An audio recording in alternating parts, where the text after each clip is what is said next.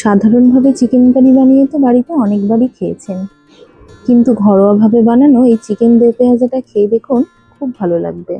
প্রথমে কড়াইতে তেল গরম করে গোটা গরম মশলা ফোড়ন আর কিছুটা কুচানো পেঁয়াজ দিয়ে দিন।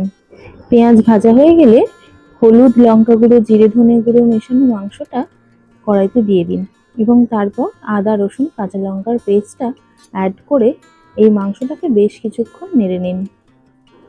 পেস্টটা মাংস ম্যারিনেশনের টাইমেও আপনারা দিয়ে দিতে পারেন। তারপর স্বাদ মতো লবণ অ্যাড করলাম।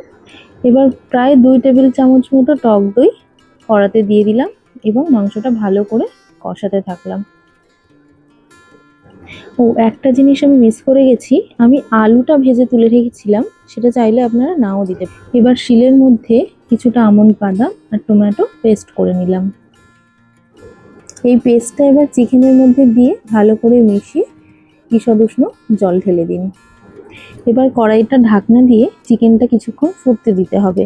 এই ফাঁকে গোটা ধনে শুকনো খোলাতে হালকা ভেজে শিলনোড়াতে একটু ক্রাশ করে নেওয়া হলো।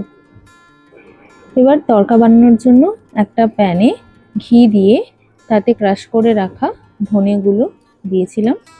ধনেটা দেওয়ার পর সামান্য একটু নাড়াচাড়া করে হাফ করে কেটে রাখা পেঁয়াজগুলো অ্যাড করেছিলাম।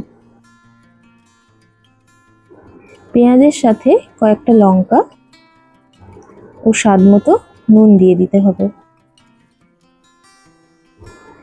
পেঁয়াজগুলো হালকা একটু কুক হয়ে গেলে এর মধ্যে কাসুরি মেথি অ্যাড করে দিতে হবে।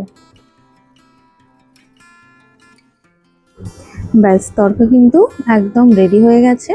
এবার সেদ্ধ হয়ে যাওয়া চিকেনের মধ্যে এই তড়কা আর গরম মশলার গুঁড়ো দিয়ে চিকেন দো পেঁয়াজা একদম রেডি হয়ে গেছে। দিনের বেলাতে ভাত আর রাত্রিবেলাতে পরোটা দিয়ে খেয়েছিলাম। সত্যি কথা বলছি, অসাধারণ খেতে হয়েছিল। প্লিজ ট্রাই করুন।